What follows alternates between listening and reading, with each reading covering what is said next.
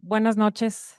Muchísimas gracias por estar aquí en esta charla tan importante para nosotros porque en esta universidad hemos estado preocupados por temas urgentes, temas que nos den claves de futuro, de un futuro más prometedor.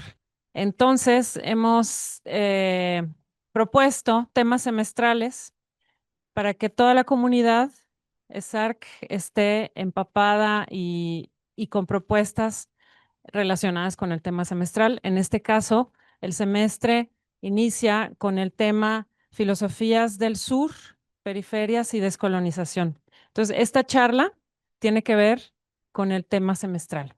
En este caso, tenemos la presencia y quiero agradecerles mucho la generosidad por estar aquí y compartir el conocimiento al doctor Francisco Salinas Paz, al doctor Manuel Martín Hernández y al maestro Aldo Carvajal y una servidora Margarita de Silva, que vamos a platicar de eh, epistemologías del sur, la manera como nosotros podemos construir, comunicar el pensamiento, el conocimiento y a partir de ahí imaginar futuros mejores. Entonces, muchísimas gracias por estar aquí, por tomarse el tiempo. Voy a presentar a los invitados.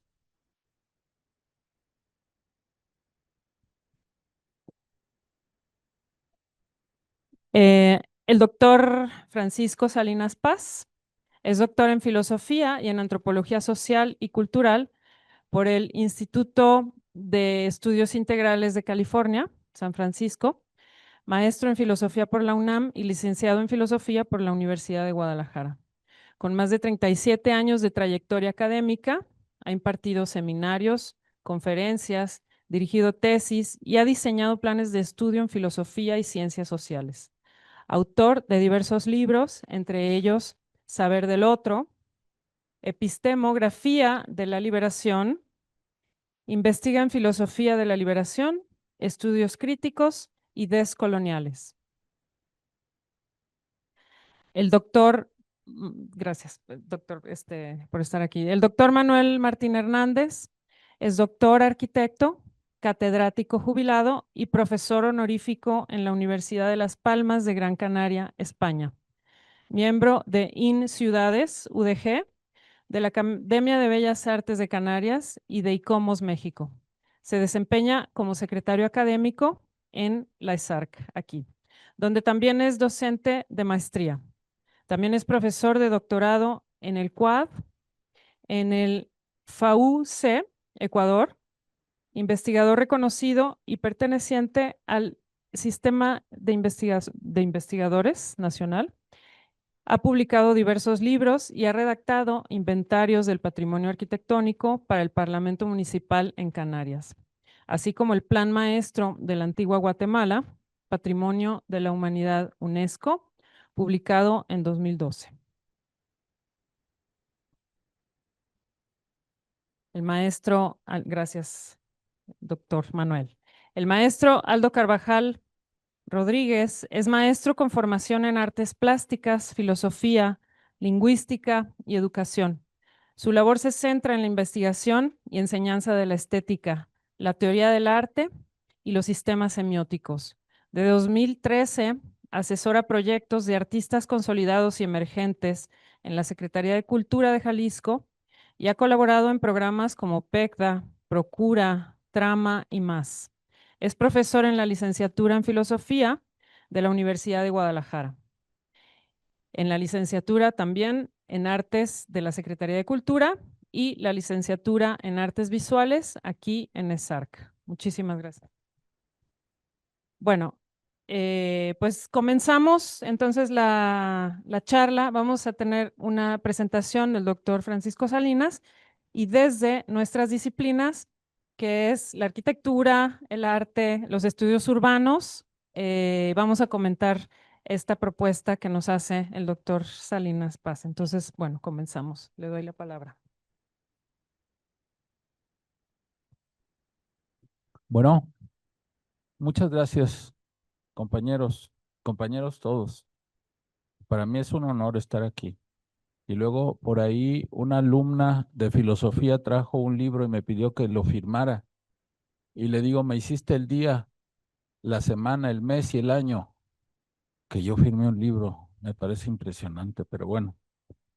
Traigo una presentación. La intención de mi presentación es explicar con elementos muy simples lo que ofrece justamente esta mesa de diálogo. ¿Qué es romper ataduras y qué es epistemología de la liberación? A ver si este aparato lo sé manejar. Creo que no. O está apagado, seguro que está apagado.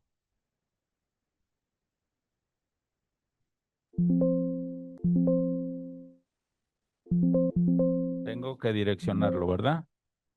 Bueno, ¿saben qué? Miren, ¿qué les parece? ¿Qué les parece? Romper ataduras, epistemología de la liberación. Miren,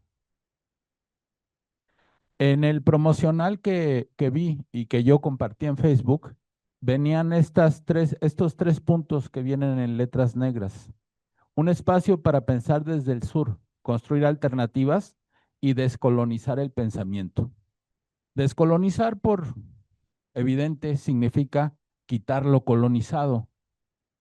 Y si queremos quitar lo colonizado al pensamiento, pues una de las primeras cosas que tendremos que decir es qué es el pensamiento colonizado.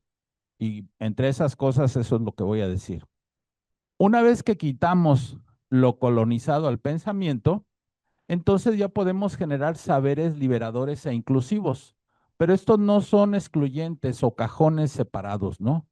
Todo lo que tiene que ver con lo humano siempre es difuso y siempre tiene una compleja interrelación. Digamos que todo lo que tiene que ver con lo humano está basado en la lógica difusa. Voy a tratar ahorita el tema. ¿Para qué descolonizar el pensamiento? ¿Para qué generar saberes inclusivos? Pues justamente porque tenemos que repensar el poder y porque la intención es tener una sociedad más justa. El mundo así como es tremendamente violento, el mundo occidental. Sus estructuras son creadas para ejercer violencia de manera silenciosa, violencia simbólica, y cuando no se puede, la violencia se convierte en física y luego se convierte en institucional y ejército y genocidio, y la historia de la cultura occidental da cuenta de todos estos procesos. Parte del proceso de hacer una sociedad más justa tiene que ver con descolonizar el pensamiento. Vamos a ver de qué se trata eso de colonizar el pensamiento. Miren, siempre que pensamos, o las estructuras del pensamiento, tienen como base el hacer uso de conceptos para categorizar al mundo. Por ejemplo, cuando yo digo la palabra árbol, todos que manejamos este idioma tenemos en la mente a qué objetos nos referimos, y yo les puedo decir aquel es un árbol. El concepto ya lo estoy usando para categorizar. Y este no es un árbol, y esta es una mesa, y así sucesivamente. Los conceptos nos permiten categorizar, pero en un mundo violento como en el que estamos, los procesos de categorización clasifican y jerarquizan. Por ejemplo, traigo el ejemplo clásico y que tiene que ver con el mundo en el que estamos. Por ejemplo, la palabra mujer o la palabra hombre. Ahorita vamos a hablar de ello. Una forma de entender esas formas de exclusión pueden ser estas cuatro categorías, que no son las únicas, porque si yo dijera que son las únicas, pues entonces yo estoy ejerciendo un tipo de violencia. Lo que puedo decir es que son puntos de referencia para que podamos reflexionar entre todos y a partir de esta reflexión podamos generar nuevos conceptos, nuevas categorizaciones y nuevas jerarquías o transponer las relaciones jerárquicas. Los procesos de exclusión basadas en esa forma de colonialidad del pensamiento en términos de género, por ejemplo, son Durante siglos en la cultura occidental, ese diseño es mío, ¿eh? Soy filósofo, se nota, ¿verdad? Es un bonito recorte que me aventé. Ahorita les digo de qué fuente. En la siguiente diapositiva viene la fuente. Hemos dividido, en la cultura occidental, hemos dividido las relaciones humanas o la existencia biológica de los humanos en dos grupos. hombre y mujer. Y esta división entre hombre y mujer, en términos de sexo, de género y de orientación sexual, ha sido un modo de categorizar, clasificar y jerarquizar. Es decir, decirle a una persona, tú eres mujer en un mundo machista, pues ya es tenerla jerarquizada. Luego entonces hay que estar muy atento con la antenita de vinil del Chapulín Colorado pensando qué tipo de conceptos uso, qué tipo de jerarquías producen y qué tipo de violencias simbólicas aparentemente disfrazadas de normalidad van llevando a la violencia paulatinamente, como la humedad que se va filtrando entre las paredes. Esto, estas formas de violencia tienen un fundamento lógico y ético. El fundamento lógico es la lógica clásica binaria, la que inventó Aristóteles, y que sirve para las matemáticas, la geometría, y que sirvió para construir que Galileo hiciera el método experimental y el cálculo infinitesimal, y sirvió para desarrollar las ciencias duras o ciencias físicas, la matemática, la física, la biología, la geología. Y estas formas lógicas tienen una expresión binaria, bien, mal. Por ejemplo, si no eres hombre y no eres mujer, dentro de esta lógica, pues entonces estás en la falsedad y estás en el mal. Ya tenemos una lógica binaria que tiene todo el tapete puesto para el ejercicio de la violencia y para el ejercicio de la corrección, de la penalización. Y a partir de aquí, entonces ya tenemos la violencia más evidente, no solamente en términos de saber. El saber va tomado de la mano de otras formas de violencia más complejas. Lo humano y la vida se caracteriza por la diversidad. Reducir sexo, género y orientación sexual solamente a la relación hombre y mujer mediante una doctrina y recortar el mundo bajo esa faja y enchalecársela a todo el mundo es una forma de violencia. Es una forma de colonizar a través del pensamiento. ¿Cuál sería un ejemplo de diversidad? Pues este. Ahí viene la fuente. Y ya identificaron ustedes el bonito recorte que me aventé, el estético recorte que me aventé. Existen tres posibilidades y esta no es una clasificación definitiva. Todas las clasificaciones, el lenguaje humano o el lenguaje que usamos los seres humanos para decir lo humano siempre es imperfecto y siempre está en proceso. Tenemos que hacer ciertas pausas y equilibrios y decir ciertas cosas de ciertos modos. Por ejemplo, en términos de sexuales, los seres humanos podemos nacer hombre, mujer o intersexual. Biológicamente o anatómicamente un especialista podría decir que hay muchas formas de ser intersexual. Por eso digo que esto no es más que una puerta de entrada, una primera forma de conceptualizarlo. En términos de expresión de identidad de género, una mujer puede ser lo que conocemos clásicamente como mujer, mujer cisgénero, o una presencia neutra, o un hombre trans. Y un hombre trans, bueno, me voy a cruzar. Una mujer, perdón que dé la espalda, una mujer puede ser un hombre trans y orientación sexual puede tener 4 diferentes.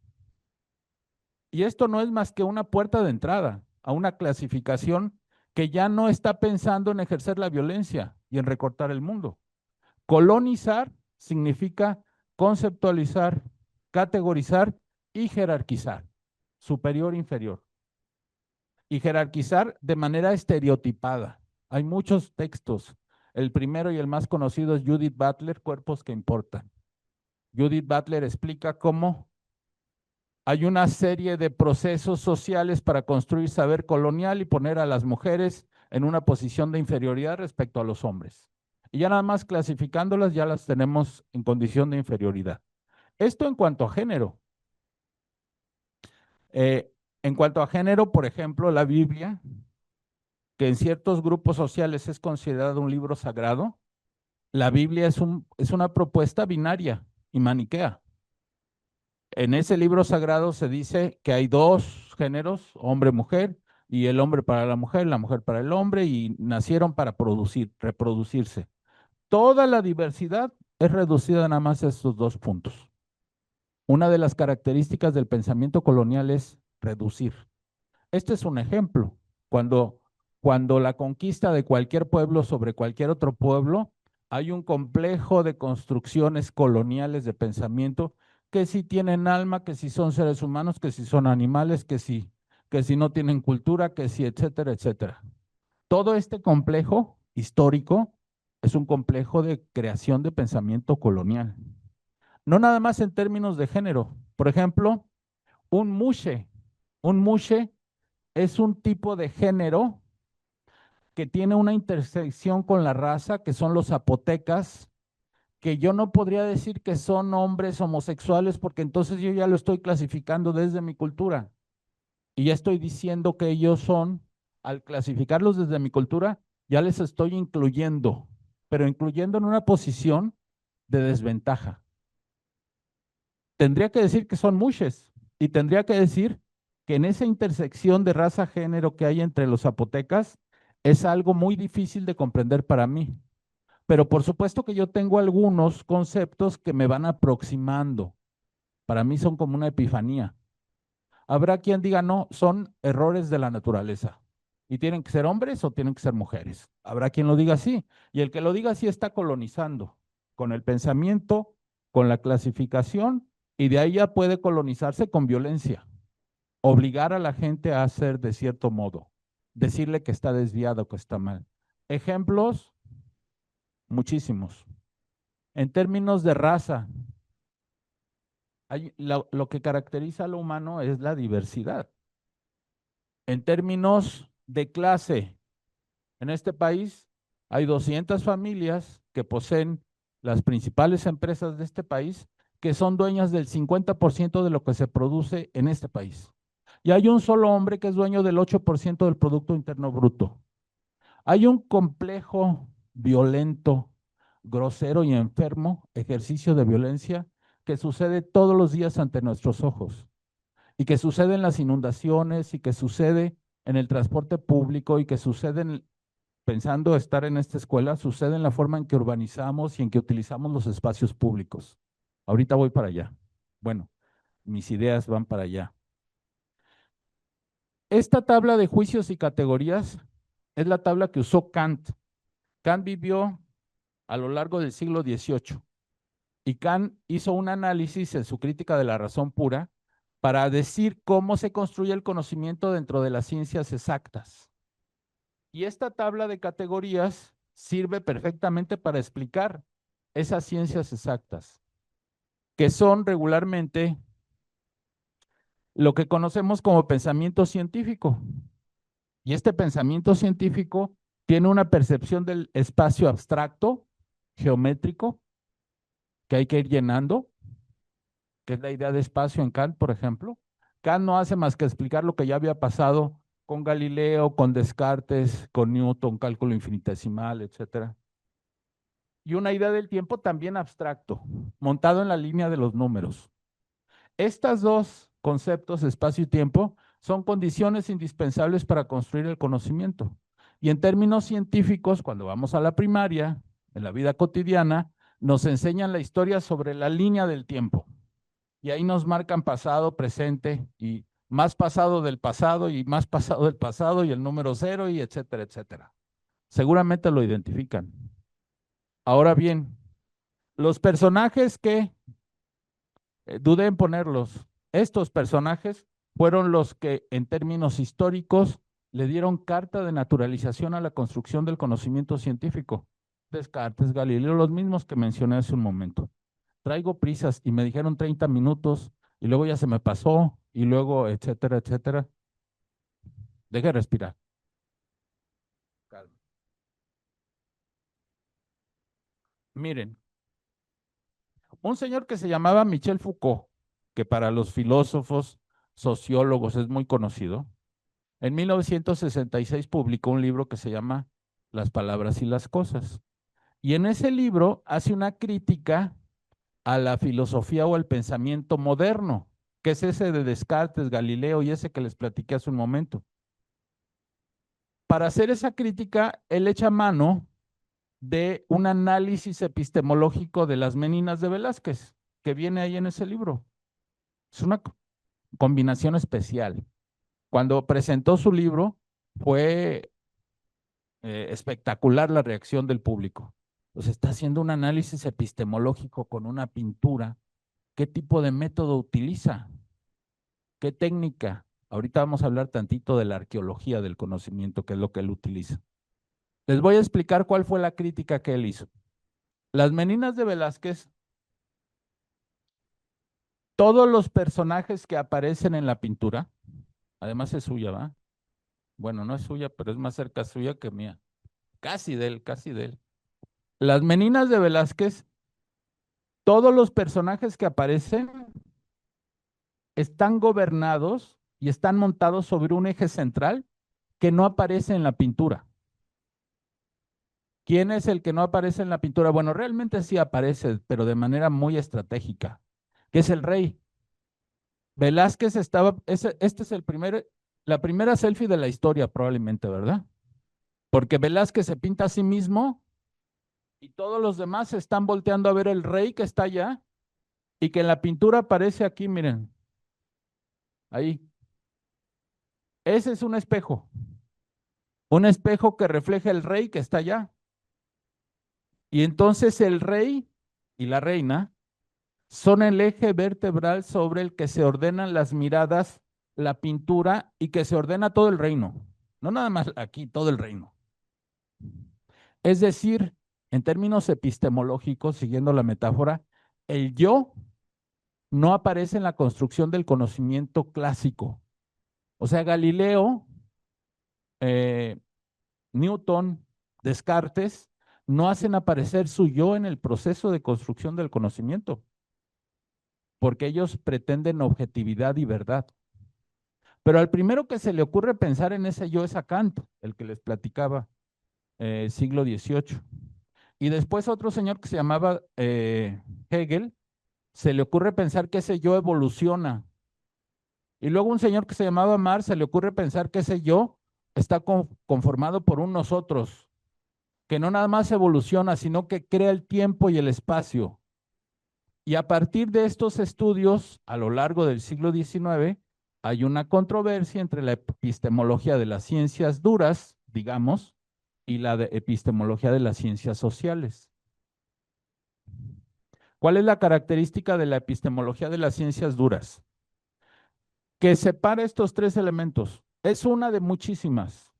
Sujeto, objeto y conocimiento son los tres elementos fundamentales de la epistemología, de la construcción de conocimiento científico. Casualmente es el sujeto, ¿eh? Es curioso que no sea la sujeta. Casualmente es género masculino y no es casualidad, ¿eh? Pero bueno, ese es otro tema que otro día que traigan más tiempo. Ese método de conocimiento moderno excluye al yo en la construcción del conocimiento. Justamente las críticas al pensamiento epistemología moderna incluyen al yo y hacen jugar al yo un papel en todo ese proceso. Yo o no, el yo genérico, no estoy hablando del yo individual, estoy hablando del yo genérico, constructor de conocimiento. Compañeras, bienvenidas. Entonces, uno de los problemas de la colonialidad del pensamiento es que queremos pensar la vida cotidiana con esas herramientas. Esas herramientas que perfectamente sirven para matematizar el espacio, por ejemplo, con el cálculo infinitesimal, que sirven para crear espacios geométricos vacíos, para calcular probabilidades de que si se cayó, no se cayó, se va a caer o no se va a caer. Esas herramientas, cuando las usamos para pensar la vida cotidiana, nos colonializan.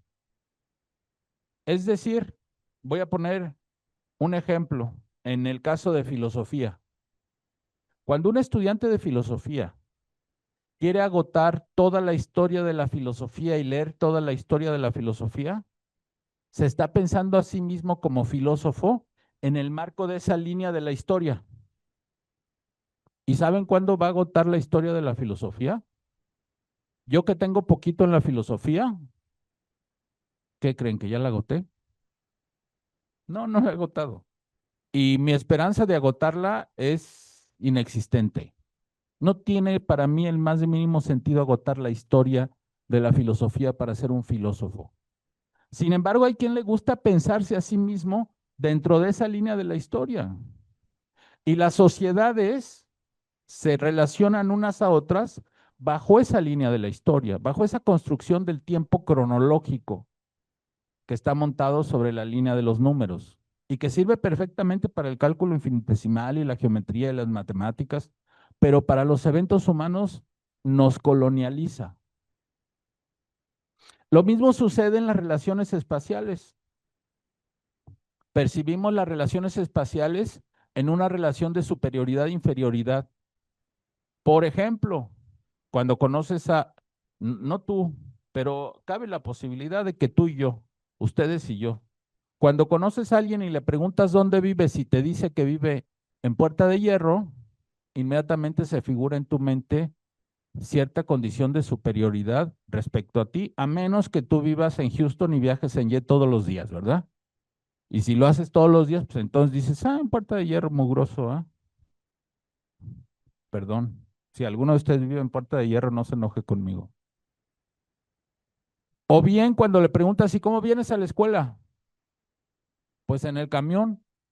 Ah, no, yo traigo mi helicóptero. Perdón por poner ejemplos tan contrastantes.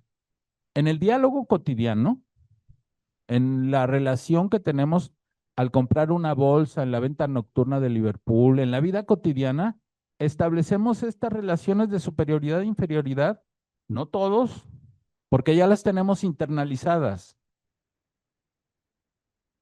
Esto tiene que ver con los objetos que usamos que no son nada más para satisfacer una necesidad, sino que son un signo social, con los lugares donde vivimos y perdón el ejemplo, pero las buchonas es una identidad abstracta construida en términos de pensamiento sobre una idea de colonialidad. Hay mujeres superiores respecto a otras y las superiores se operan bajo ciertos principios estéticos. Bueno, desde su concepto de ellas mismas, ¿verdad? Y también los hipsters, son hipsters, sí, ¿verdad? Y también hasta los filósofos, y perdónenme, no quiero que me corran de aquí, estoy cerca de la puerta, pero también, todas las profesiones están en ese proceso. No digo que todos los individuos, pero si está en el capitalismo y si está aquí, está probablemente enmarcado en ciertas formas de construcción de conocimiento colonial. Estas formas de construcción de pensar la vida binaria, pensar la vida en forma maniquea, en una relación espacialmente que nos jerarquiza, temporalmente que nos pone en distintos niveles de desarrollo y de progreso, es la responsable de que contribuyamos y de que seamos reproductores del sistema en términos de construcción del conocimiento. Eso no me hace responsable de cómo está el mundo, ¿verdad? Pero sí soy un engrane más. Si yo a mí mismo me pienso como filósofo en que debo tener 35 doctorados, 85 libros, bla, bla, bla, bla, y todo lo que el SNI dice, el SNI tiene una lista, Sistema Nacional de Investigadores, tiene una lista de los que están allá arriba. Y los que estamos allá abajo, pues no cubrimos aquellos requisitos. Esa lista es como la zanahoria del burro, ¿verdad? Para el filósofo y para muchos. Vivir en un mundo así es vivir reproduciendo la violencia. ¿Cuál es la alternativa? Otro día se las digo. No, hoy mismo. Hoy mismo vamos a resolver el mundo de aquí ya. Salimos, perdón, y el mundo es otro. ¿Cuál es la posibilidad? Ya vimos esto. Bueno, pues la posibilidad, una de ellas, porque esto no es cálculo infinitesimal ni gravitación universal, es construir conocimientos en la vida cotidiana cambiando el orden del tiempo y del espacio. Es decir, en lugar que el tiempo sea sobre una línea horizontal que describe el progreso infinito del capitalismo y abstracto que hay que ir llenando de acciones y donde uno nunca se constituye como humano satisfecho, siempre vive uno en la insatisfacción, en la carencia, en la desesperanza, porque siempre hay un libro más que leer y luego hay un autor más y un concepto más, y etcétera, etcétera, etcétera. Pues entonces hay que poner el tiempo en lugar del espacio y el espacio en lugar del tiempo.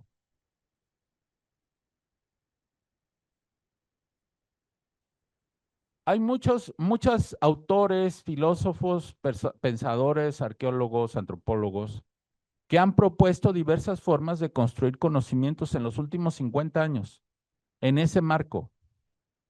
Yo lo caracterizo cambiando el orden del tiempo y del espacio. Y esos son algunos de los ejemplos. Puede ser el decolonial, justamente es el tema que aparece en el cartel de la plática de hoy. Y los que vienen ahí, podríamos hablar de todos algo, pero no va a haber tiempo. Voy a hablar de un punto específico.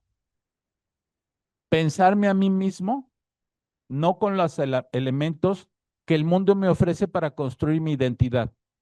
Porque si yo me pienso a mí mismo con esos elementos que el mundo me ofrece para construir identidad, lo más probable es que me convierta en un engrane del sistema y me convierta en un reproductor de la violencia simbólica.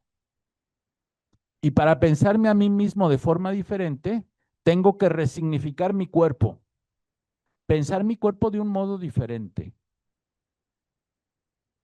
pensar mi identidad y mi relación conmigo mismo y los demás de un modo distinto. No es el único camino, pero es uno de los caminos.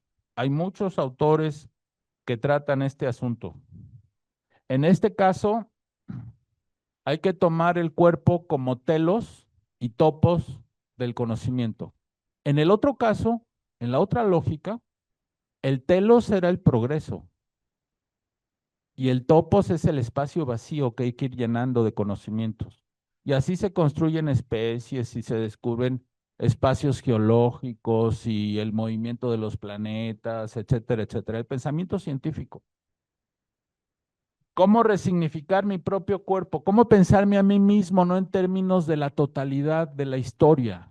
Por ejemplo, aquel soldado que se piense a sí mismo como miembro de un país al que le tiene que ofrecer su vida, se está pensando en la línea de la historia cronológica, abstracta, y se nulifica a sí mismo como individuo y puede ofrendar su vida por la patria. Una persona que se piensa a sí mismo así es una persona cuya subjetividad queda nulificada en función a algo que lo sobrepasa, que es la patria. Es una posibilidad. Recuerden que todo en lo humano es posibilidad. No hay, en la gravitación, si yo suelto una pelota de aquí, nadie duda lo que vaya a pasar, a menos que me vean cara de mago, pero no es el caso, ¿verdad? Si la suelto ya sabemos lo que va a pasar. En lo humano no, en lo humano hay posibilidades.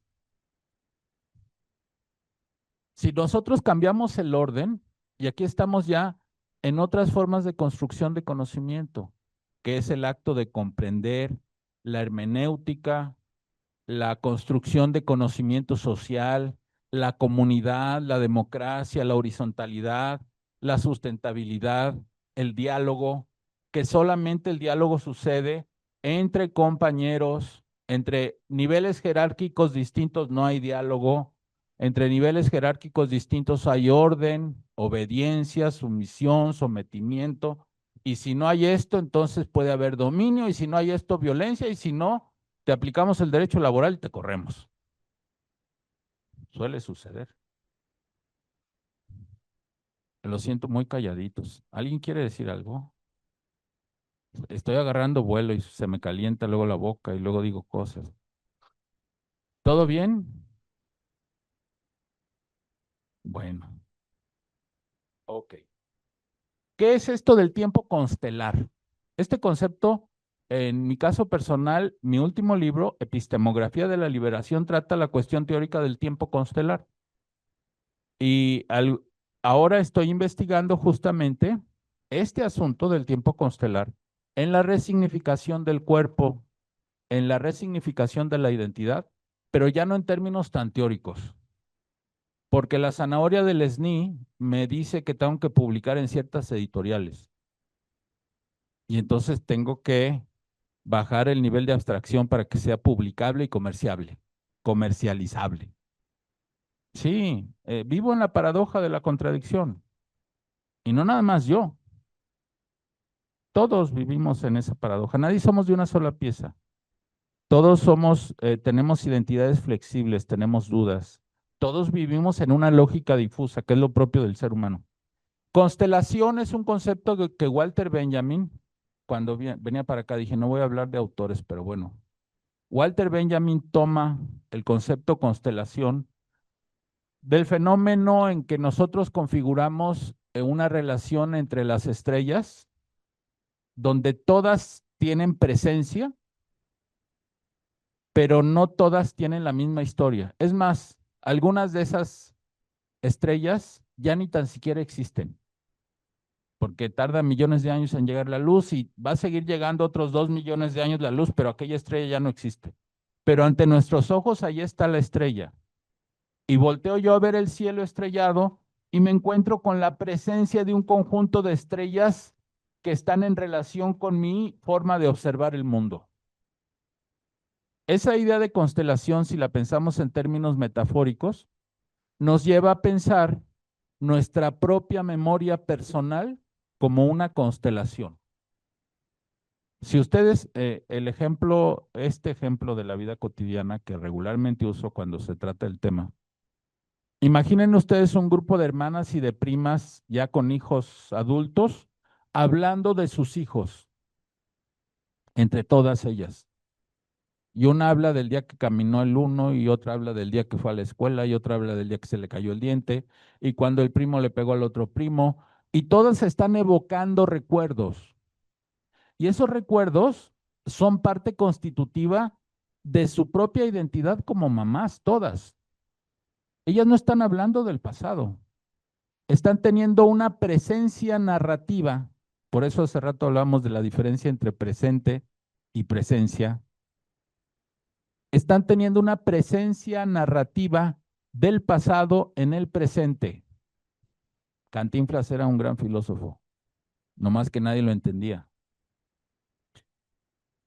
La diferencia entre estar presente y presencia es el alumno que está aquí, que está dormido, está presente, pero el compañero que me está oyendo y viendo tiene presencia, o sea, está atento a lo que digo.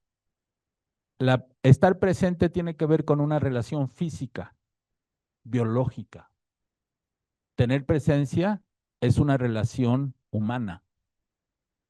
Cuando yo tengo presencia de un pasado en el presente, entonces aquel pasado se hace en presencia y es parte de las heridas y de las alegrías de mi propio cuerpo. Es mi memoria. Así podemos constituir la memoria a través de evocaciones. Ese es un tiempo constelar. Esa memoria es la presencia del presente. Y en ese momento el pasado deja de ser algo lejano. ¿Se acuerdan de aquel alumno que quería saber toda la historia de la filosofía y tragarse toda esa historia de la filosofía y perder su vida leyendo libros en la biblioteca?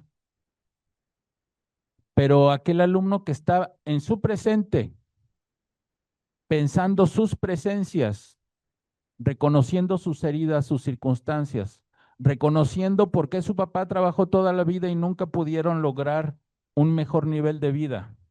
Y luego piensa tantito en Marx y se da cuenta que vivimos en un mundo de explotación, entonces Marx ya no es algo ajeno, ya no es el Marx en las palabras de las 200 familias más ricas de este país que son dueñas del más del 50% del Producto Interno Bruto, que dicen que vamos hacia el comunismo y hacia Venezuela. Es un Marx vivo. Esa es la constitución de la memoria a partir del tiempo constelar que me permite explicarme el mundo en función a mi propia presencia, no en función a que un maestro me obliga a estudiar a Marx o a Hegel o a Kant. Bueno, yo hablo de filosofía, pero ustedes piénsenlo. No, no lo piensen en sus propios maestros porque van a ser ustedes, ¿verdad? No, no, o no lo sé, no, no, no son ustedes. No, no son. Perdón. Usted es alumno de aquí, ¿verdad? Ah, porque sonrió muy picarescamente, dije. Será alumno. Salud.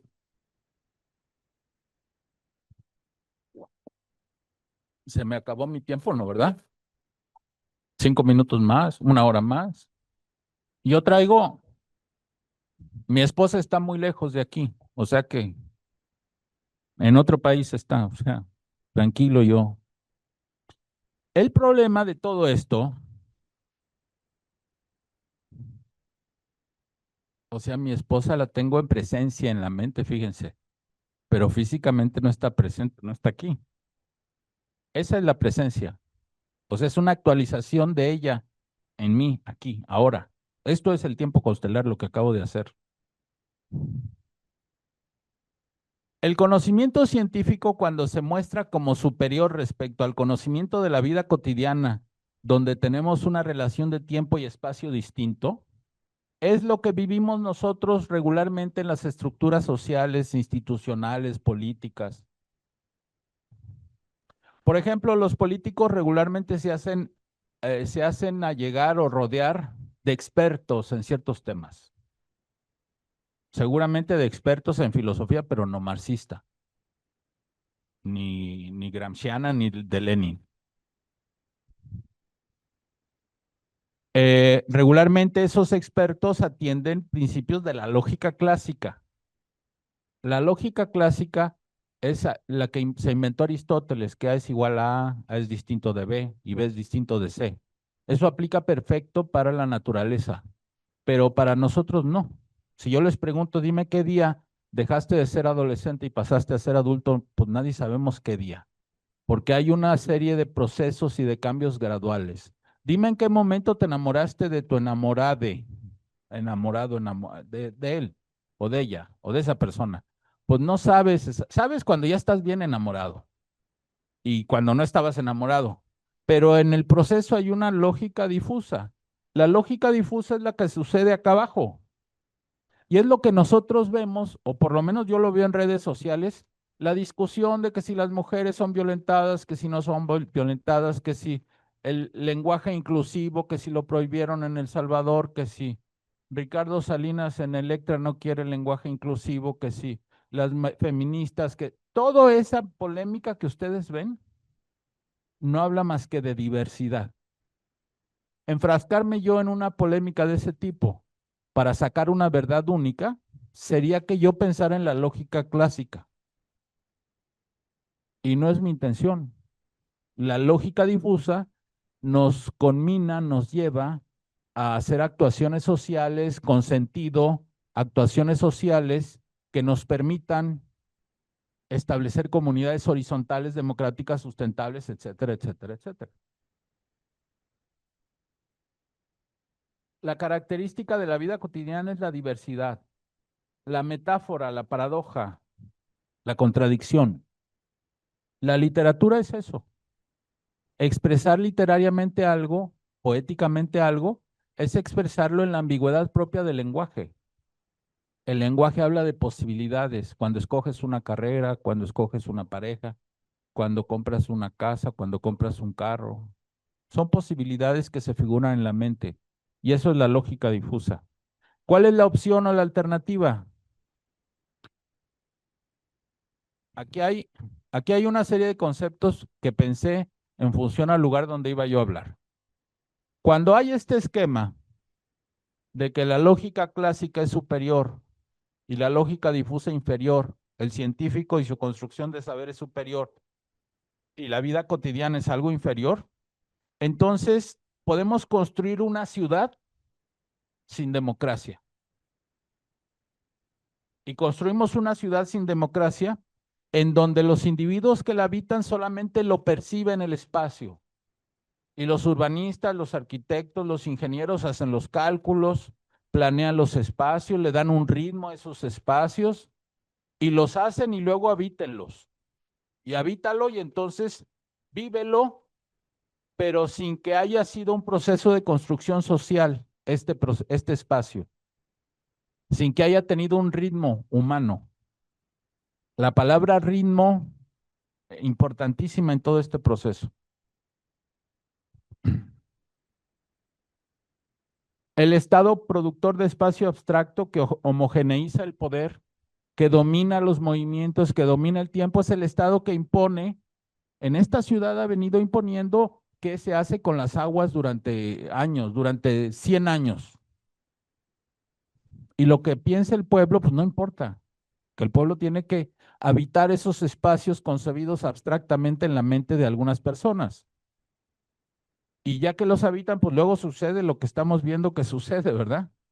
Y viene el segundo piso de, sí se va a hacer el segundo piso, ¿verdad? ¿Será un gran negocio? Yo creo que sí, no estoy seguro. Yo creo que sí va a ser grande.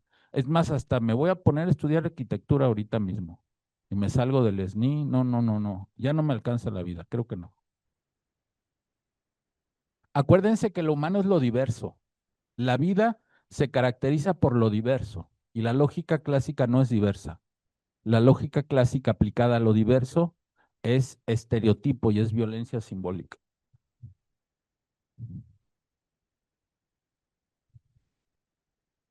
La intención de las distintas corrientes de pensamiento de las que les hablé, de Sousa con su ecología de saberes, Lyotard con su pragmática, Foucault con su ruptura epistémica, Deleuze con su construcción para la diversidad, Dussel con la dignidad del otro, Derrida para invertir jerarquías, Aníbal Quijano romper jerarquías, que digamos que es uno de los padres de la descolonialidad.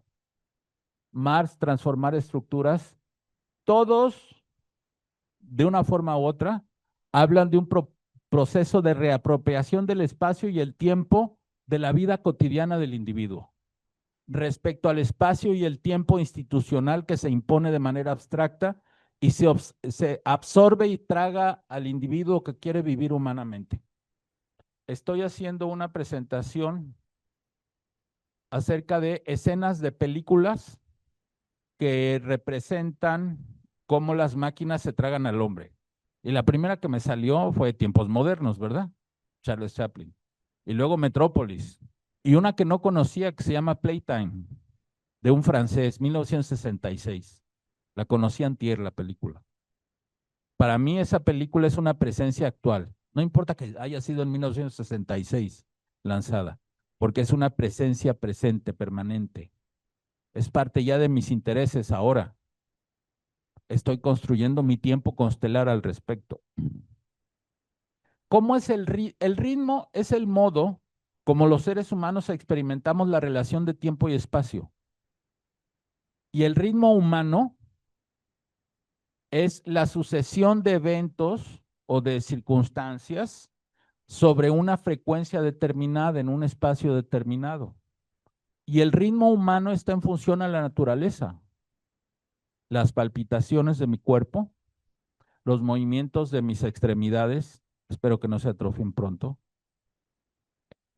los movimientos de la naturaleza, día, noche, amanecer, atardecer, las estaciones del año, todos estos ritmos son cíclicos.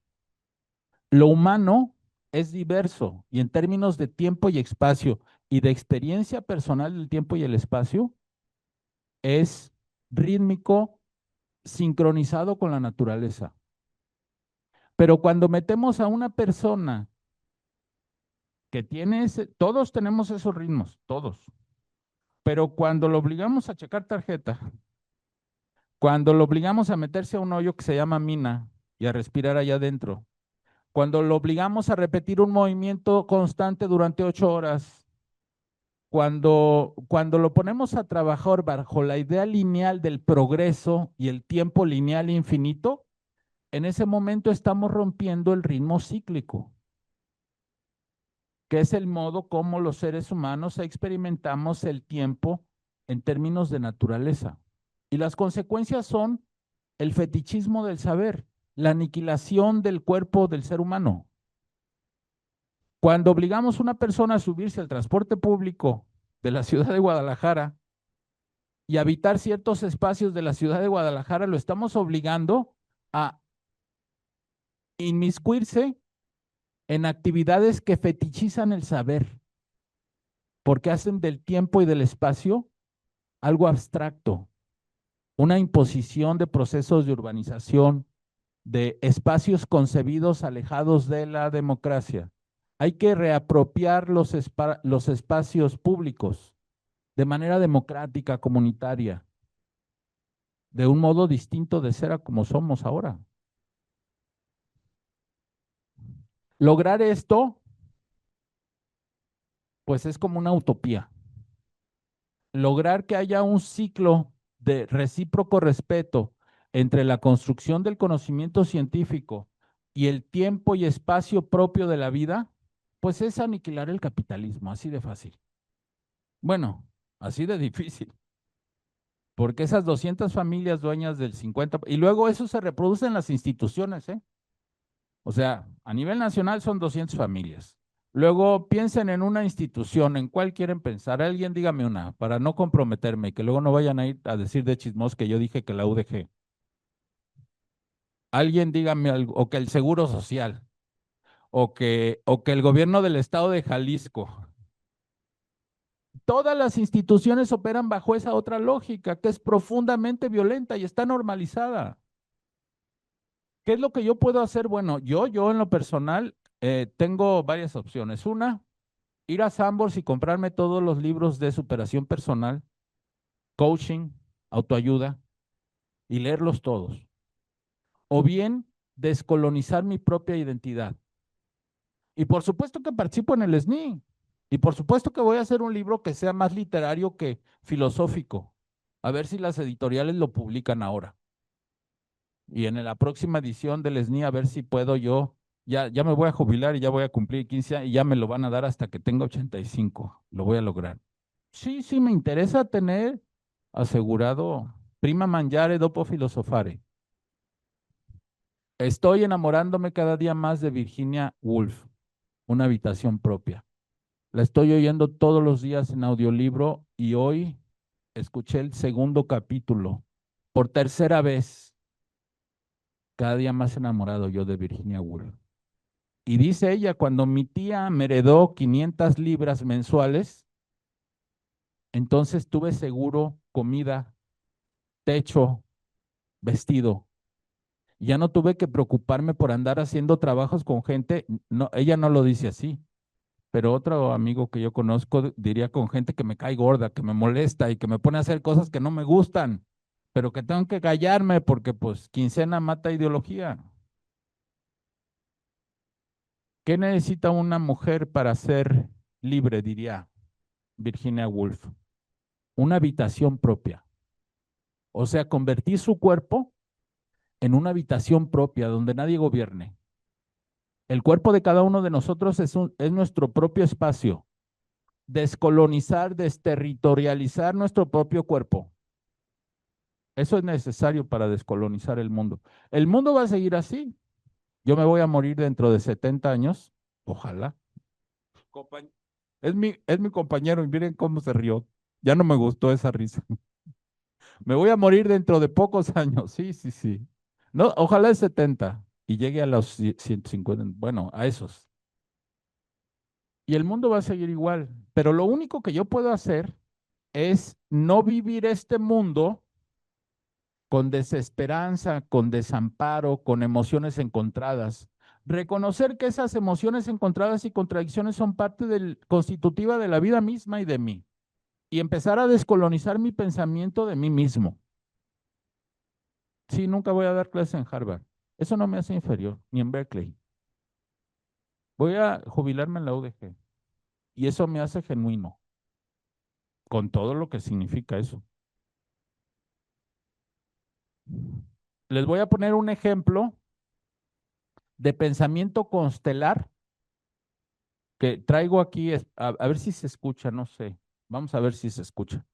Pero los veo, miren, traigo una sobre lógica clásica y difusa, implicaciones epistemológicas, pero ya los cansé, ¿verdad? Miren, ¿se escuchará? Nos sacan de nuestros espacios y de nuestras subjetividades asignadas por el Estado. O sea, de un ciudadano se espera que vaya a depositar su voto, ¿verdad? Graciosamente en cierto día. Y ya. y que probablemente en redes sociales haga un meme del político que no le gusta y ya.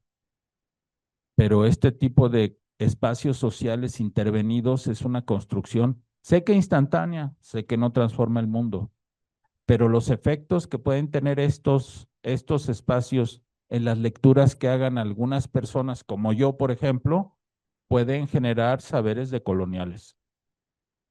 Eso es lo que les venía a decir. Lo siento cansaditos ya de mis palabras. Muchas gracias.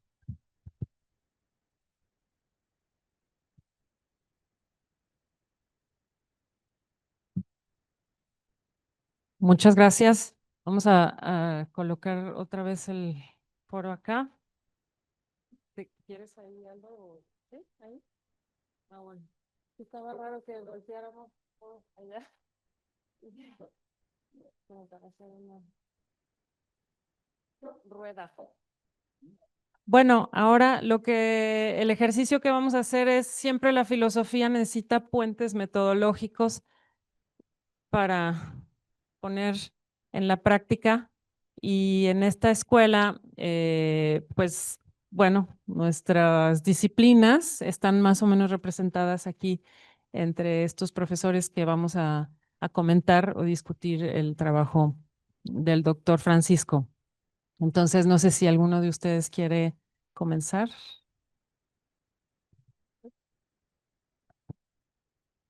Sí.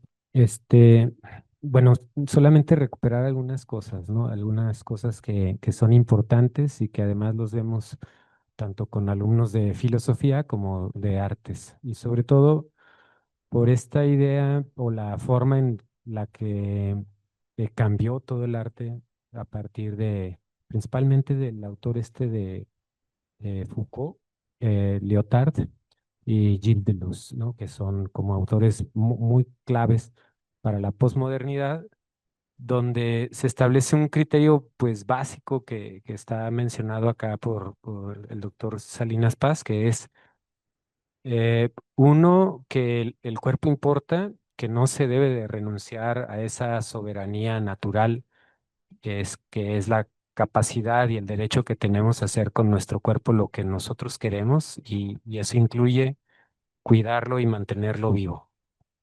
Ese es uno. Y el otro, el derecho que tenemos a hablar por nosotros mismos, que no debe de haber representación de nosotros, que nadie tiene derecho a pensar o a hablar por nosotros. Y eso cambió pues todo en la historia del arte o en los museos, galerías y en la forma incluso de hacer arte, porque de pronto empezaron, quizás por conveniencia, en parte porque así son las instituciones y así es el mercado, empezaron a incluir a las minorías, a dejar que éstas se expresaran a través de sus propios formas de hacer, por ejemplo, tejido, cerámica y todas esas cosas, ¿no? Eh, con todo, y aún, y eso que pasó desde los ochentas, eh, sigue habiendo un pensamiento y una jerarquía, una categorización, una clasificación todavía colonial, pues a pesar de que, o con todo y que ya se acepta pues eso, ¿no? Así que se espera que estas formas como marginales, a pesar de que ya tienen ese derecho a representarse a sí mismos, a hablar por ellos mismos y a expresarse incluso a través del arte, eh, se, se, se metan a esa estructura de distribución y consumo del arte por un lado y participen de ese mercado y de ese capitalismo violento, que en realidad todos lo padecemos. Sí, y si no se participan de eso o no se meten a esa, como parece una lucha violenta de todos contra todos, no hay, por ejemplo, ingresos económicos, no hay reconocimiento.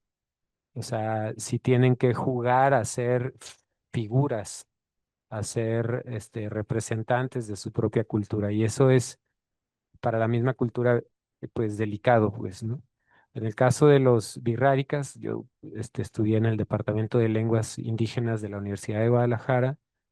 Los poetas o los historiadores o los lingüistas de esta comunidad que es cercana a nosotros en espacios sobre todo, no en cultura porque es muy distinta, ellos sí atienden a su propia estructura y sí siguen pidiendo permiso al maracame, por ejemplo. O sea, no tienen derecho a hablar si no tienen el consentimiento de la comunidad y del maracame, ¿no? Y en otras culturas o en otras como subculturas con las que coexistimos, dado que no hay esa estructura tradicional, sino que hay diversidad y falta a veces de reconocimiento, de pronto sale o sucede que alguien se autoelige y se autoimpone como representante de la marginalidad o de la subcultura, y ese se vuelve un hecho, muchas de las veces un hecho violento, pues, ¿no? Solo quería comentar esto desde la importancia que estoy viendo acá de la exposición y la relación que hay directamente con el mundo del arte. Sí, muchas gracias.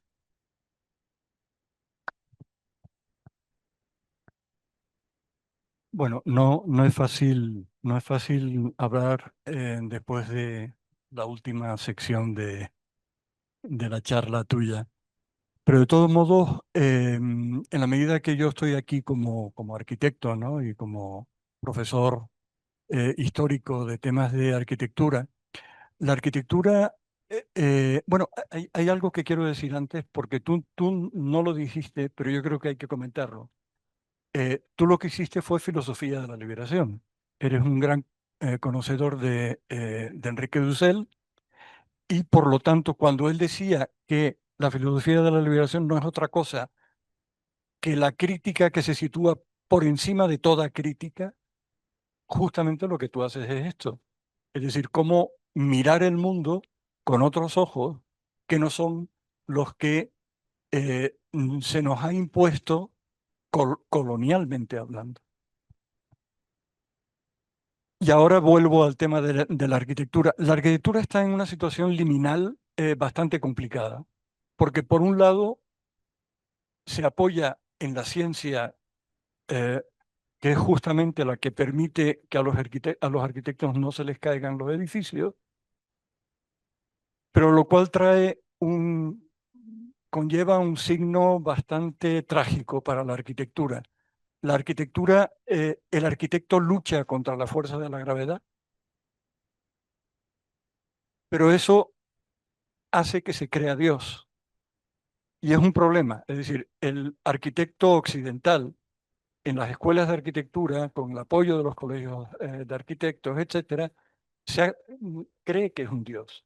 De hecho, en el medievo y en el Renacimiento, a Dios se le representaba con un compás, que es justamente el modo como se representa al arquitecto también. Por lo tanto, con mucha facilidad, el arquitecto se ha creído Dios. La filosofía de la liberación lo que hace, y en eso es en lo que yo me apoyo también, es desmontar esa figura del arquitecto, planteando un tema que yo creo que es fundamental. ¿Quiénes somos nosotros los arquitectos para quitarle a la gente su derecho a proyectar su vida? Lo que nosotros hacemos se llama proyecto. Por medio del proyecto, los arquitectos decidimos cómo los demás van a habitar, pero haciéndolo por medio de ese instrumento que llamamos proyecto, estamos impidiendo a los demás que proyecten y que decidan ellos qué es lo que quieren hacer con su vida y cómo quieren vivir su vida. Por lo tanto, en este discurso de desmontaje del arquitecto occidental, lo que estoy planteando es, eh, coloquemos al arquitecto al mismo nivel que el ciudadano que quiere habitar. Y para eso, el ciudadano que quiere habitar tiene que adquirir también el poder de aquel que hace proyectos. Y esto es un tema que se ha desarrollado suficientemente bien en América Latina. En América Latina hay toda una serie de experiencias que han permitido a través de el derecho a la ciudad, el derecho a la vivienda, que son temas que se han defendido aquí en América Latina y no tanto en Europa. La participación en las decisiones de proyecto y todos los temas de vivienda social. Ahí es donde el arquitecto ha perdido esa situación de privilegio y se ha debido colocar al mismo nivel que los ciudadanos.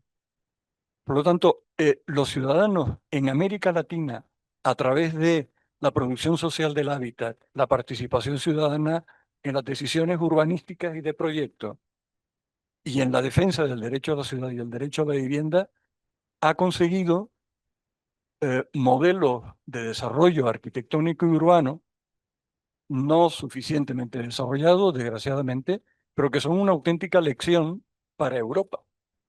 Por tanto, en esa transformación de ejes que tú propones, lo que yo propongo también es que por una vez en la vida sea América Latina la que va a ir a Europa a dar lecciones. Y eso es posible porque se ha hecho. Es decir, la Federación Uruguaya de Cooperativas de Vivienda ha ido a Andalucía, en España, a decir cómo hay que hacer vivienda social. Y se hizo. Y así se hizo. Y ha estado, el caso que mejor conozco es el caso español, en Cataluña, diciendo cómo hay que hacer vivienda cooperativa. Y, y se ha hecho.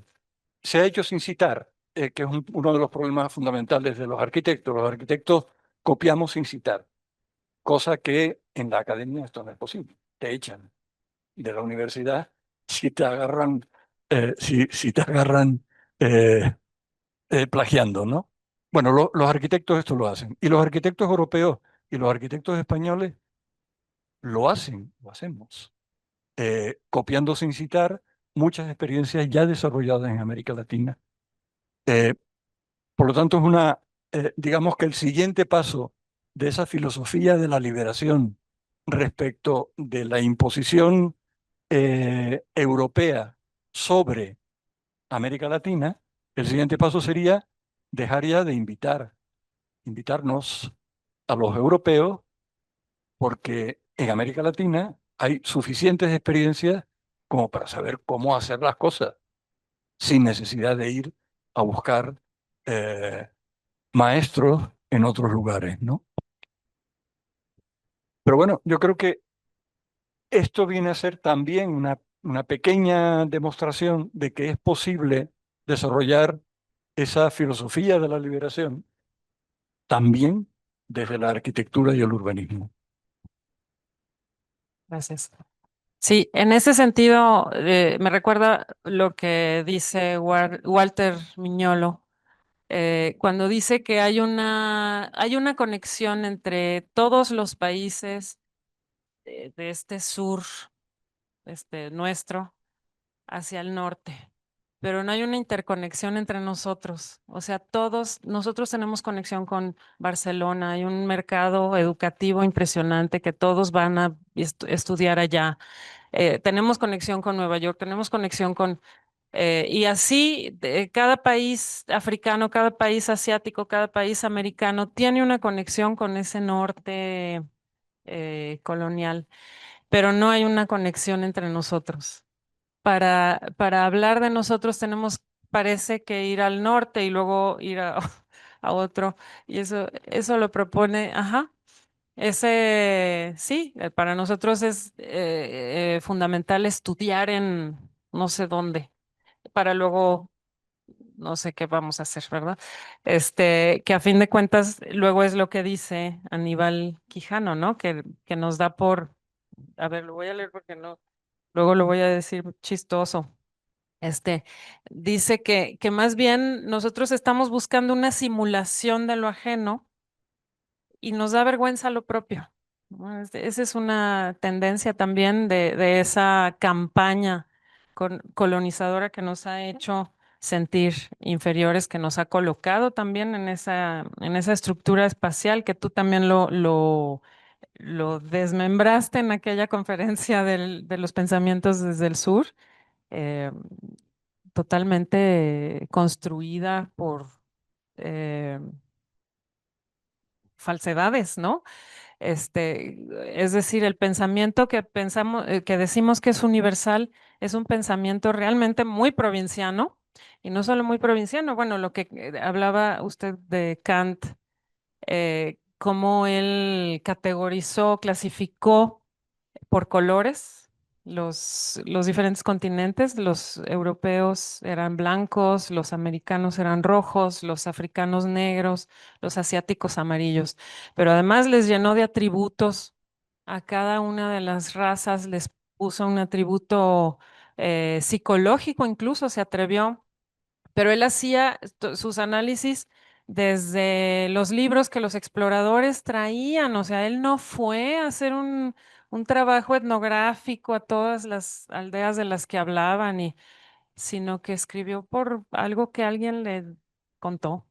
¿Verdad? Entonces, es grave que nosotros construimos toda nuestra historia, nuestro pensamiento en todos los planos de la vida desde esas posturas. Entonces, esa es la propuesta de cambiar es el modo de pensar, el modo de construir el conocimiento, etcétera, y hacerlo práctico, hacerlo desde nuestras disciplinas. Hay un ejemplo que yo pongo que dice, ¿cómo es posible que en Guadalajara no existan los mejores ingenieros hidráulicos del mundo? Con las lluvias que tenemos y la cantidad de arroyos y ríos en donde se fue urbanizada. Bueno, para empezar, sepultamos los arroyos y los ríos, ¿verdad? Bueno, no voy a decir que yo lo hice, pero hablo en plural. Este, ¿Cómo es posible? ¿Cómo es posible que nosotros no estemos exportando ingenieros hidráulicos y gente que sabe manejar el agua de lluvia en las ciudades? Y sin embargo somos, creo, los más malos. No sé, me da la sensación de que somos muy malos manejando el agua de lluvia. Entonces, ¿cómo es posible? A nuestros ingenieros, ¿dónde están estudiando? ¿Qué están aprendiendo en las escuelas? Y los arquitectos y arquitectas también, ¿qué estamos aprendiendo en las escuelas con lo que sucede eh, eh, allá afuera, creo, Aldo? Y, a propósito, y un comentario sobre el término este de provinciano. En historia del arte o en la teoría del arte, sí, se utiliza ese concepto de manera peyorativa, es muy, muy negativo, pero explica un proceso que tiene que ver con la colonia. Que, que el arte provinciano es aquel que copia el puro efecto, que no se, que no entiende el proceso, sino que solamente tiene el resultado final aparente y ese es el que copia. Y el mercado del arte en Guadalajara, en México, es en muchos de los casos provinciano, porque quiere hacer productos al estilo Nueva York, al estilo europeo, y en realidad para salirse de esa forma de hacer arte o de esa metodología de producción artística, tendríamos que concentrarnos en nuestros propios procesos. Esa es la clave para poder salirse de esa cosa así. Es un término que, bueno, es desde otro grupo de autores o teóricos, pues, pero aplica muy bien justo para lo que estamos hablando ahora. Que tendríamos que respetar más nuestros propios procesos y producir nuestros propios efectos y no estar imitando aquello que se presenta como realidad aparente, exitoso además dentro de ese mercado.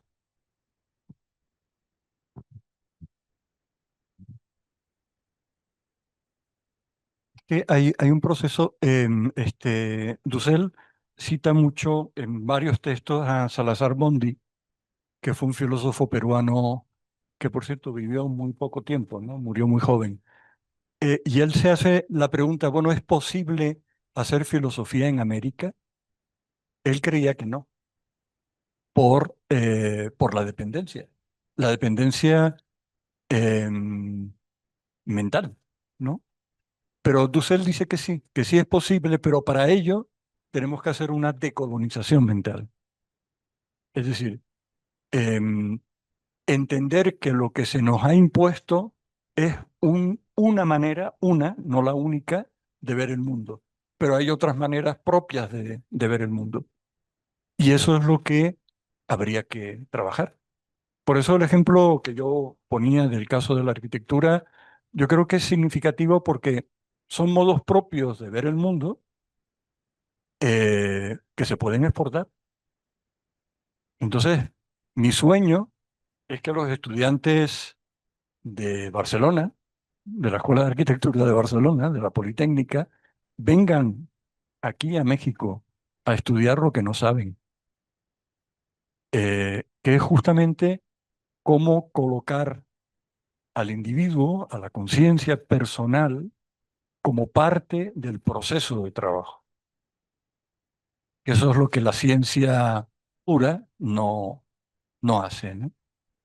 Y tiene que ver mucho ese modo de pensar con el eje temporal y el espacial vertical con los modos de ver el mundo en Europa, por ejemplo, ¿no? En esa idea moderna del progreso indefinido que ya entró definitivamente en crisis y hace tiempo. Eso en América Latina ya se sabe. En Europa todavía creo que no. Y que aquí dentro tenemos muchas claves, ¿verdad? O sea, el respeto profundo, la madre tierra, la manera, por ejemplo, como la comunidad saca adelante a otros, es decir, tenemos muchas claves, las patronas, ¿verdad? Regalando comida a los migrantes, o sea, hay muchos, eh, demasiado a lo que hay que voltear a ver hacia nosotros mismos para encontrar esas maneras de salir de este mundo violento que menciona. No sé si quiere comentar algo. Este,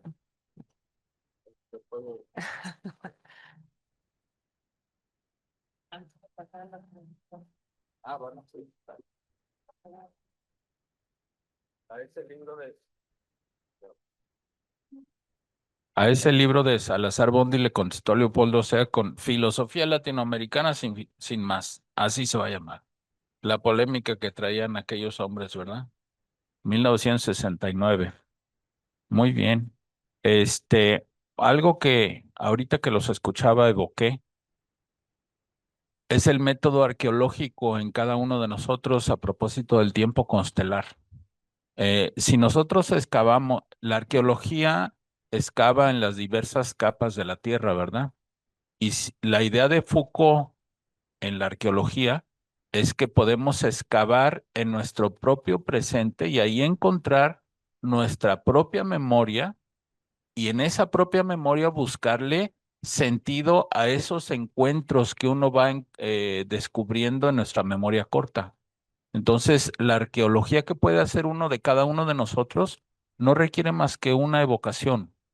O sea, ir conectando nuestros pensamientos. Lo que dije yo hace un momento es recordar por qué mi padre trabajó tanto y nunca pudimos tener otro nivel de bienestar. ¿Cómo puedo explicarme eso? Y eso es parte constitutiva de mí.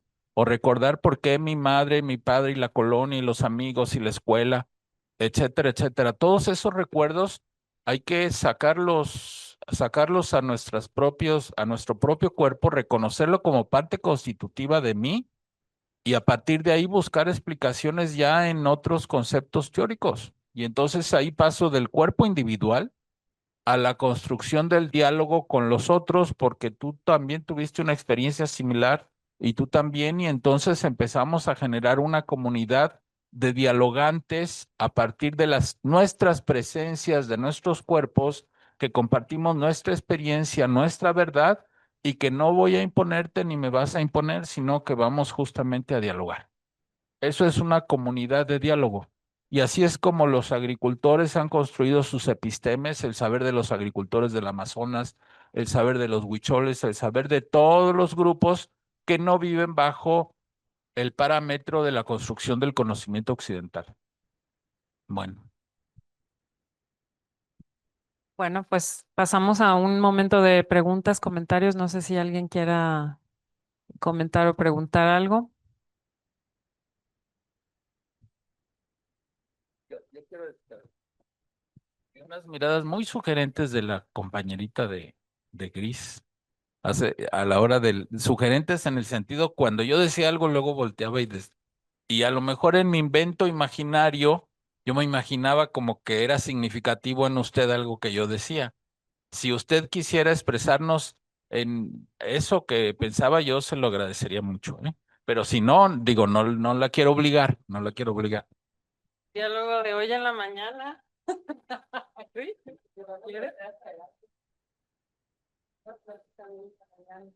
De lo que decías cuando estabas en las pláticas o de... Cuando yo estaba platicando, Bueno, es que hay muchísimas cosas que tienen lógica y yo creo que bueno, lo relacioné con muchas cosas como de la vida común que creo que tenemos todos, pues.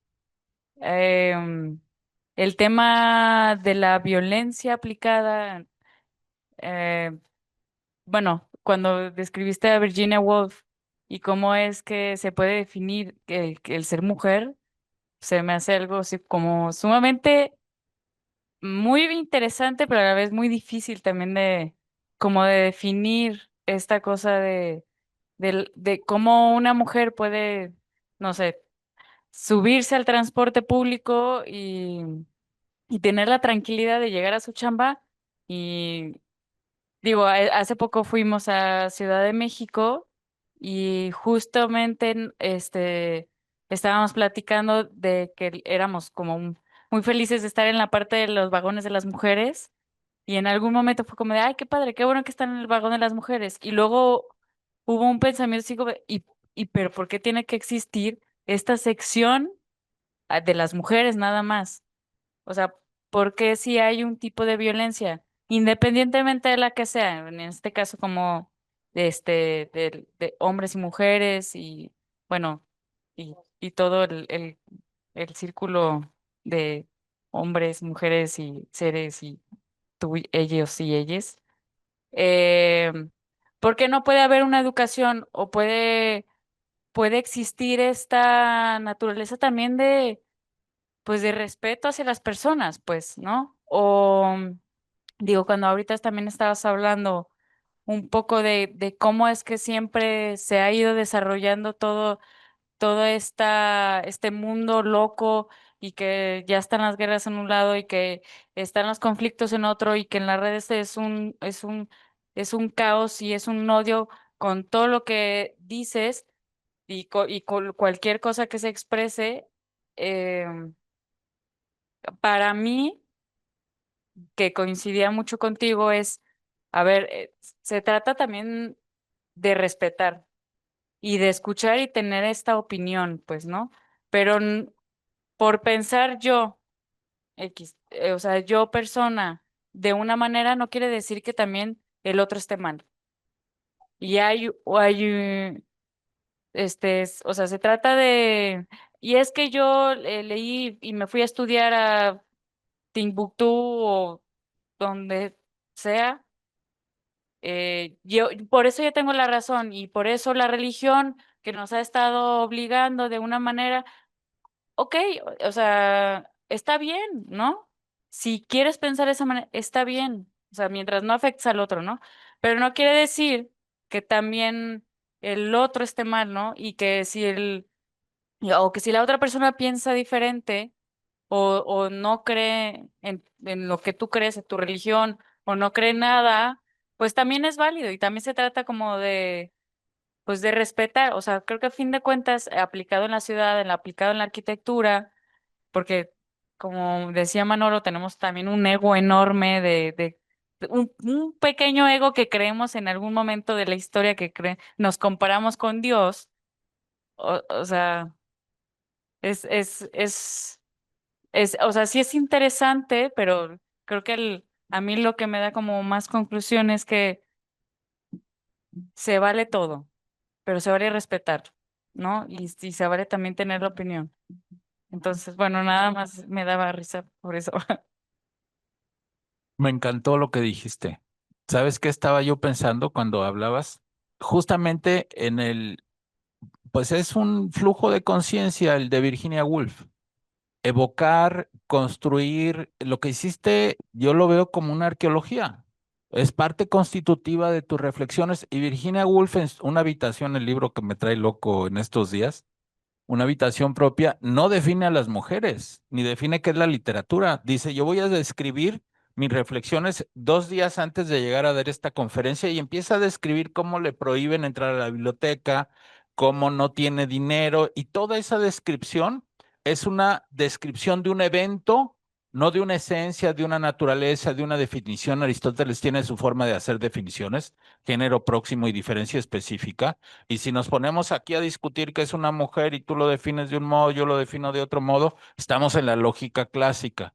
La lógica difusa no describe esencias, definiciones, naturalezas, sino describe eventos. Y esos eventos son los que nos van encadenando en esa relación de verdad existencial.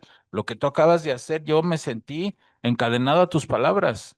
Y si alguien llega aquí, un experto, y me dice, es que fulano, sutano, me voy a sentir un poco a lo mejor no tan encadenado, pero esto es lo que constituye la verdad de la existencia. Y así podemos ir reconstruyendo nuestras identidades en este tipo de arqueologías que son comunidades horizontales, democráticas, colaborativas, dice Benjamin en su libro El narrador, donde podemos compartir la verdad de nuestra existencia, no donde viene el experto a decirme qué es la verdad y donde tú ves a Mario Vargas Llosa invocando la Real Academia de la Lengua Española para decir que no se debe de decir amigue o cosas por el estilo, que es una forma de conservadurismo.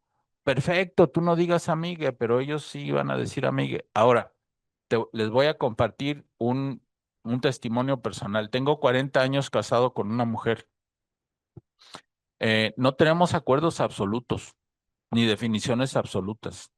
Afortunadamente somos diversos y distintos, y ella afortunadamente sigue pensando diferente que yo. Porque si pensáramos iguales, entonces ya habría un acto de sometimiento, dominio, manipulación, violencia, amenaza, etcétera, etcétera. Hay un acuerdo que es seguir juntos y acompañándonos en este desacuerdo.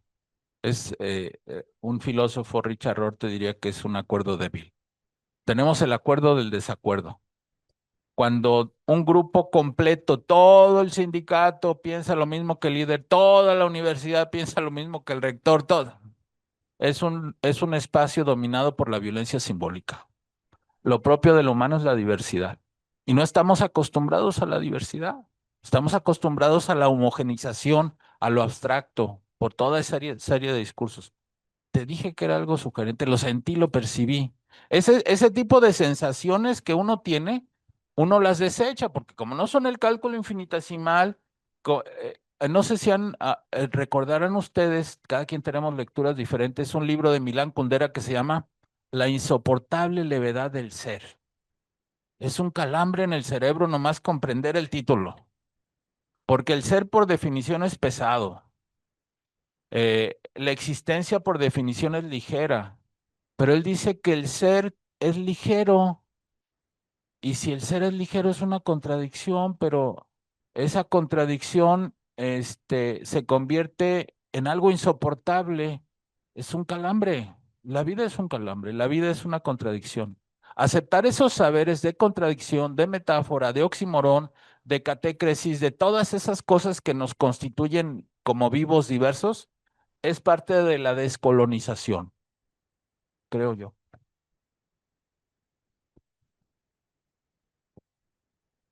Muchas gracias por esta plática muy ilustrativa.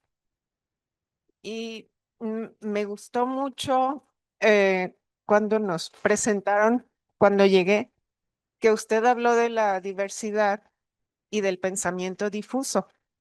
Y ahorita acaba usted de mencionar al autor que a mí me, me abrió los ojos a la diversidad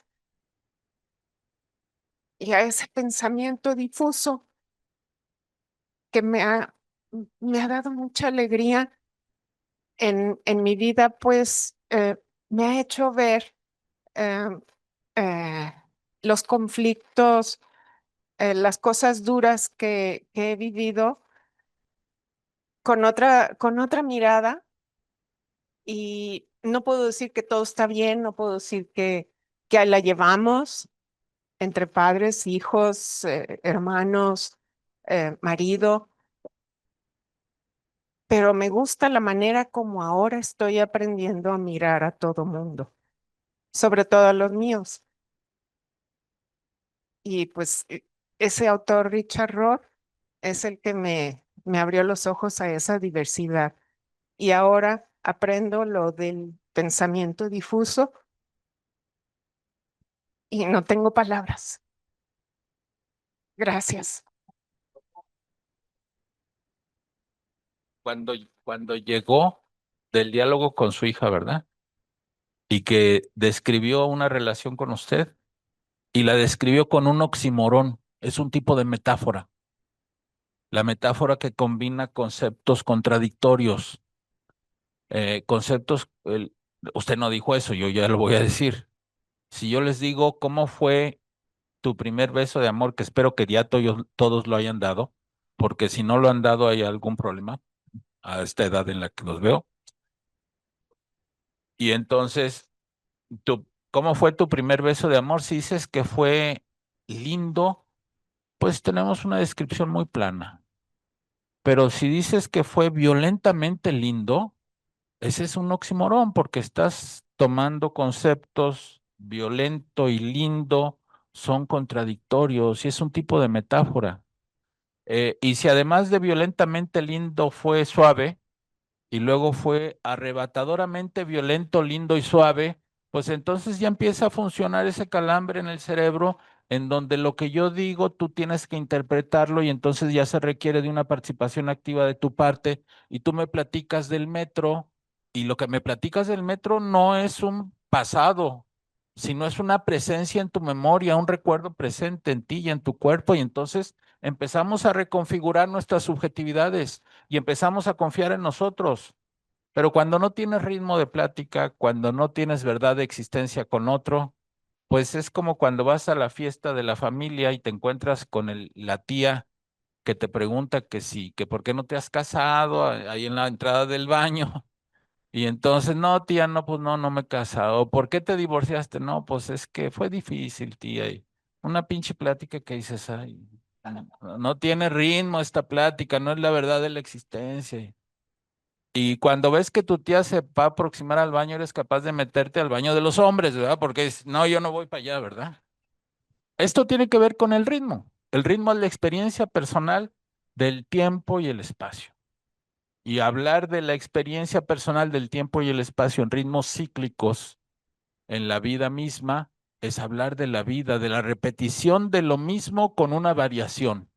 Mis amaneceres hoy, a mis 25 años o 62, ¿cuántos creen que tengo? Sé que creen que tengo 80, pero no tengo 62. Mis amaneceres hoy son muy diferentes a los 25 años y probablemente si tengo más van a ser diferentes. Hay una repetición cíclica. Eso se llama en el libro que voy a escribir, la iterabilidad de la vida cotidiana. Ser capaz de hacer esas diferencias y esas transformaciones. Yo estoy en la decolonialidad del pensamiento del cuerpo individual por el momento, pero le vamos a poner también del cuerpo social, de la construcción del diálogo con el otro. En esas ando. Bueno, ¿algún otro comentario o pregunta que quieran hacer? Justo ahorita que se comentaba precisamente esta cuestión de la diversidad, lo cíclico de la vida, pero tratando de conectarlo también con lo cíclico, incluso de la construcción del mismo conocimiento.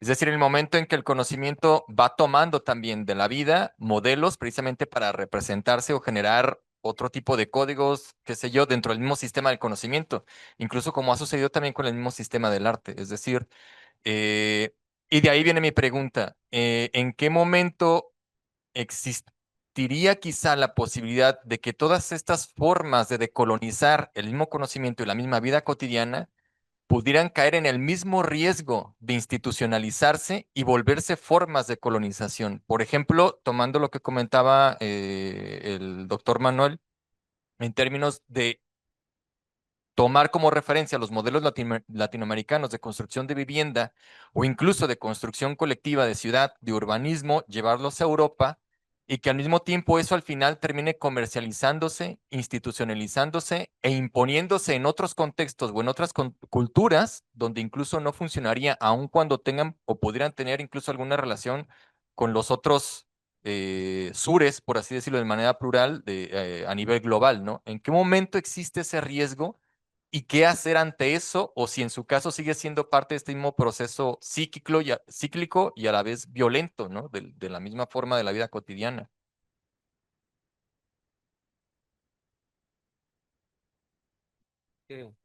En, no sé si de cuál sea la respuesta de los demás, pues, pero algo que sí ayuda a evitar eso es aprender de la propia historia, ¿no? O sea, la nuestra y también, pues, la historia, por ejemplo, del arte, de la arquitectura y esto, ¿no?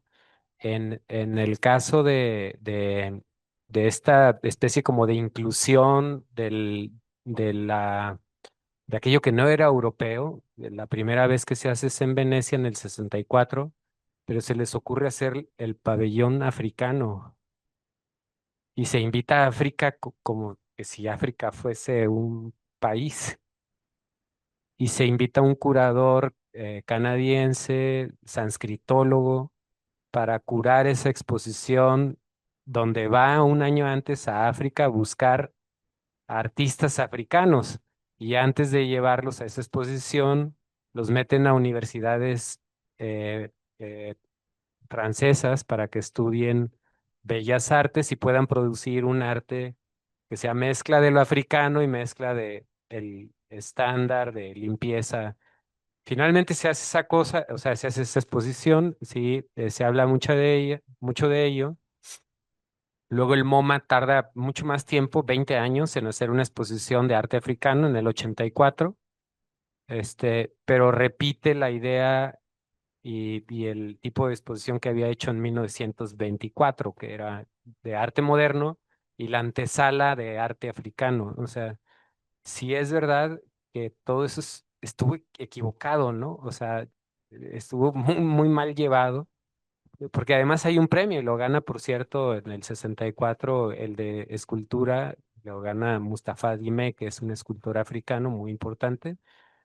Y, y le dura muy poco porque muere de cáncer unos años después. O sea, no vive de esas libertades o de ese, pues ya privilegio, pero alcanza a ser algo significativo, Mustafa Dime. Él había vivido como niño de la calle al haber sido expulsado por su familia por dedicarse a las artes, dado que en su religión se creía que él pertenecía a la cabeza y al usar las manos estaba transgrediendo a su religión y su familia lo corre y terminó viviendo en la calle. Pero era bueno y le gustaba trabajar con las manos, así es que aprendió de talleres sobre todo de herrería y de banistería, a hacer cosas, pero se volvió alcohólico también, pasó por muchas cosas. Cuando gana ese premio, que por puro azar lo escogieron, por puro azar lo incorporaron a las universidades parisinas y terminó ganando ese premio, utiliza el dinero para comprarse una propiedad aún con vista a las puertas de la salvación, que es un eufemismo, que es en Costa de Marfil, el lugar donde se sacaban a todos los africanos vendidos como ganado y como esclavo. Y eso yo no lo entiendo, pero ¿por qué lo hizo Dime? Porque ha de haber sido muy, muy duro para él el estar viendo todo el tiempo ese lugar y ahí en ese mismo lugar estaban como todas estas como cárceles, ¿no? Donde se metían las personas y luego se preparaban para ser embarcadas y vendidas en Latinoamérica. Sí, sí me explico, ¿no? O sea, él entendió y dejó ese patrimonio para África que era muy importante lo que estaba viviendo y que tenía que dejar ese legado, pero no sé si Venecia lo entendió, la Bienal, pues, o sea, y si es verdad que el mercado y en Latinoamérica hemos tenido nuestras luchas también, este, eh, inmediatamente incorpora eso, lo vuelve parte de una lógica súper violenta y parece como que si no se, como que si nadie se escapa pues a esa maquinaria, sí, sí parece a la de tiempos modernos, ¿no? Que una vez que se mete uno ya no hay salida de eso es terrible, ¿no? Aquí con los muchachos de arte tienen que participar de eso y es muy, muy agresivo, y es difícil que salgan de eso, pues, o sea, no sé si me explico, es un ejemplo que me parece que viene al caso. Sí, yo lo uno que quería plantear es que cuando se actúa desde la crítica, eh, se sigue siendo crítico. Es decir, si se produjera, que no lo creo, ese traslado entre continentes, ¿no? Sobre todo cuando se va del sur al norte, en el sur-sur sí, sí que hay más posibilidad de relación, pero el norte sigue imponiendo. Si se produjera como parte de un pensamiento crítico, seguiría siendo crítico, creo yo. Por lo tanto, no, ese pensamiento no estaría conforme con la estabilidad. En cuanto se produce la estabilidad, actuaría críticamente. Es lo que desde el pensamiento del norte no se produce con ellos, ¿no? O con nosotros. Yo no sé de dónde soy. Soy un norteño sureño.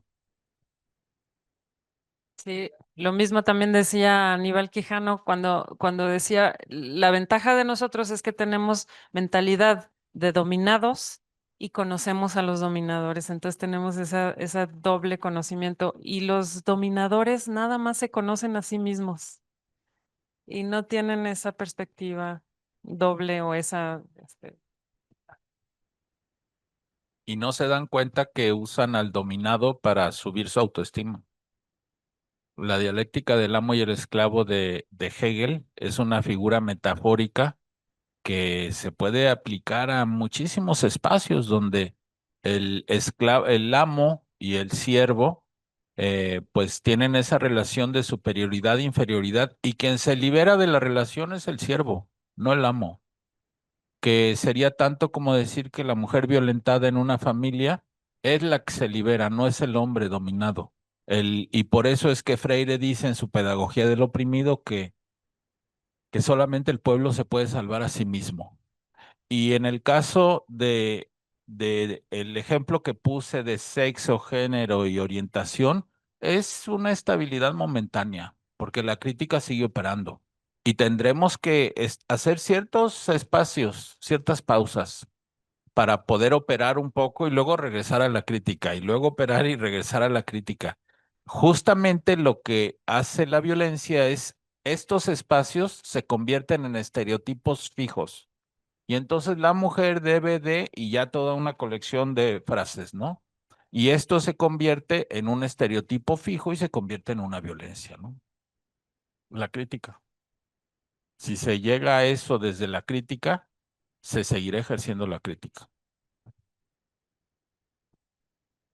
bueno, pues entonces, si no hay otra pregunta o comentario, podemos dar por concluida esta charla.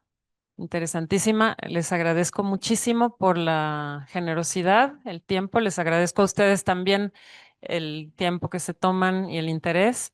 Y recuerden que aquí en ESARC, si están pendientes a las redes sociales, hay muchas conferencias, talleres, cursos, sobre todo este espacio abierto a todos. Los queremos volver a ver. ESARC es su casa. Y pues, muchas gracias. Ya concluimos esta charla.